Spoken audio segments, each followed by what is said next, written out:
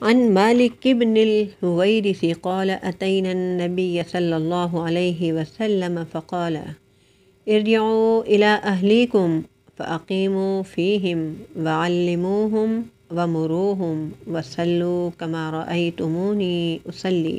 صحیح بخاری۔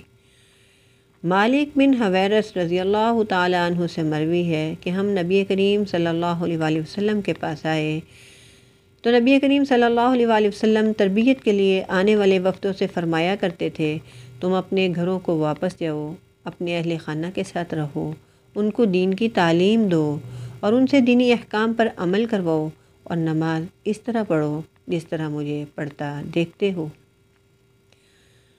آئیے اب تھوڑا تھوڑا کر کے پڑھتے ہیں۔ عن مالک بن الحویرث، حضرت مالک بن حویرث سے روایت ہے رضی اللہ تعالی عنہ، اللہ تعالیٰ ان سے راضی ہوں۔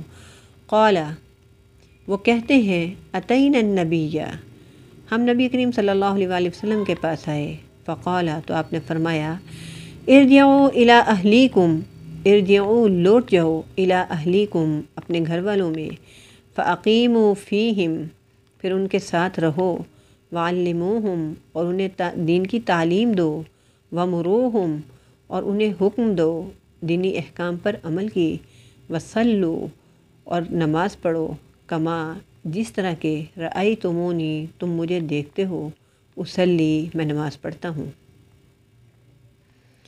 اب مکمل حدیث پڑھتے ہیں، آپ بھی پڑھ لیجئے۔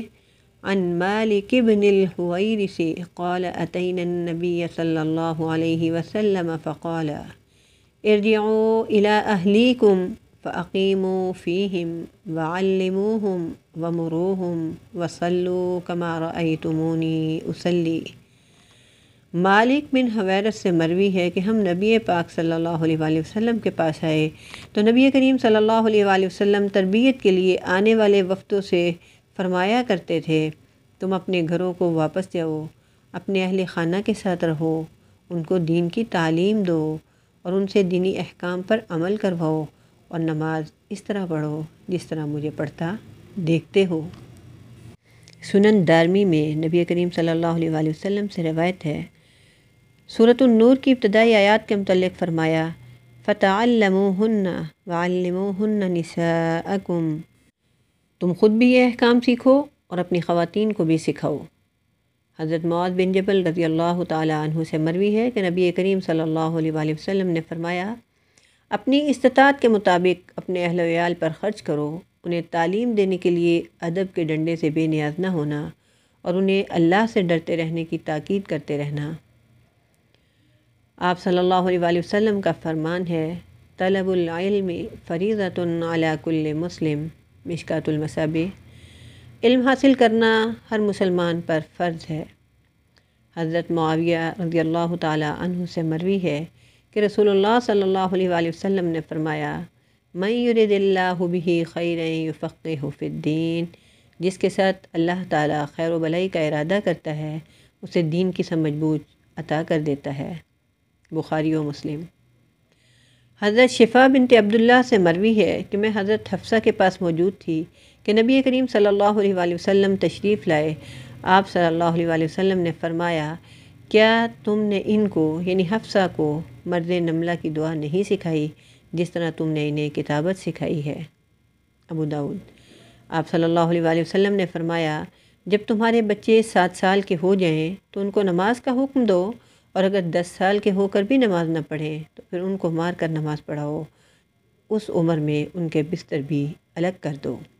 ابو داؤد۔ حضرت سعید بن العاص سے روایت ہے کہ رسول اللہ صلی اللہ علیہ وآلہ وسلم نے فرمایا، کسی باپ نے اپنی اولاد کو حسن ادب اور اچھی سیرت سکھانے سے بڑھ کر کوئی تحفہ نہیں دیا۔ ترمذی۔ سورہ نساء اور سورہ نور میں خصوصاً خواتین کے لیے احکام بیان ہوئے ہیں، لہٰذا خصوصاً یہ صورتیں خواتین کو سکھانے کا حکم دیا گیا۔ آپ نے ہر مسلمان کے لیے بلا امتیاز جنس دینی علم حاصل کرنا فرض قرار دیا۔ بچپن سے لے کر زندگی میں تمام مراحل میں پیش آنے والے مسائل کے بارے میں دین کی تعلیم دینا فرض ہے۔ مردوں کی طرح عورتوں کے لیے شرعی علوم حاصل کرنے کے ساتھ ساتھ پڑھنے کے ساتھ ساتھ تحریر اور کتابت کی بھی تلقین فرمائی۔ آپ صلی اللہ علیہ وآلہ وسلم نے فرمایا، والدین نے اپنی اولاد کو جو بہترین تحفہ دیا وہ ان کی دینی تعلیم و تربیت ہے۔ آپ کے پاس عرب کے مختلف علاقوں سے جو وفد دائرہ اسلام میں داخل ہونے کے بعد تشریف لاتے، آپ ان کو اسلامی احکام کی تعلیم دیتے، ارکان اسلام اور اجزائے ایمان کی تربیت کرتے، اور پھر جب وہ واپس اپنے علاقے میں جانے لگتے تو آپ انہیں ارشاد فرماتے، اب اپنے گھروں میں واپس جاؤ تو اپنے اہل خانہ یعنی بیوی اور بچوں کو یہ سارے احکام سکھاؤ، ان کو دین اسلام کی تعلیم دو اور نماز کی پوری پابندی کرو، اور اسی طرح نماز پڑھو جس طرح مجھے پڑھتے دیکھتے ہو۔